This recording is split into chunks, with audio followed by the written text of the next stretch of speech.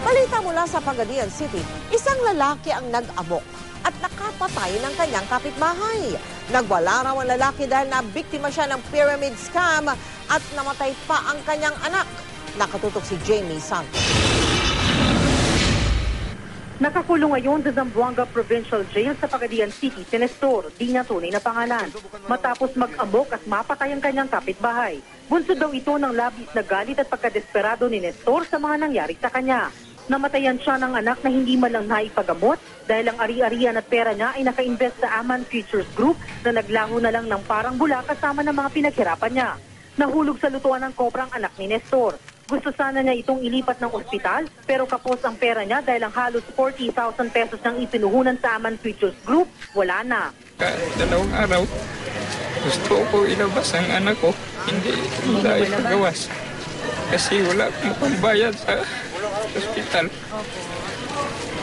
Wala ka namatay ang bata ko. Bigo raw si Nestor na makuha ang pera niya sa Aman. Natangay daw ang pera niya ng sinasabing may-ari ng Aman Futures Group na si Emmanuel Amalilio at kanyang mga tauhan na hindi na nagpapakita ng ilang buwan na. Ayon sa prison guard at attending nurse ni Nestor na si Manny Barrientos, sumasailalim sa depresyon si Nestor dahil sa patong-patong na problema. Dinidinig pa sa korte ang kaso ni Nestor.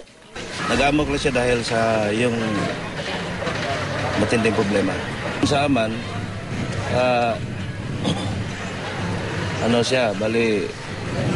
nag-invest siya doon, saka yung anak na doon pa sa ospital, saka bawiin sana yung pera pero hindi niya nabawi dahil yung Aman, yung mga empleyado ng Aman, wala na dito.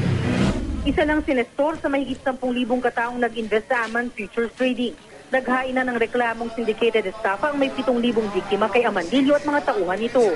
Iniimbestigahan na ito ng NBI at Securities and Exchange Commission o SEC. Patuloy naman ang pagdating ng mga umano'y na biktima ng Aman Futures Group sa National Bureau of Investigation sa Pagadian City. Isa sa mga humabol na nagreklamo si Subray Baracman.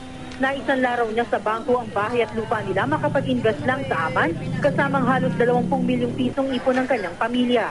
Saan kami kukuha ng ihulog na walang-wala?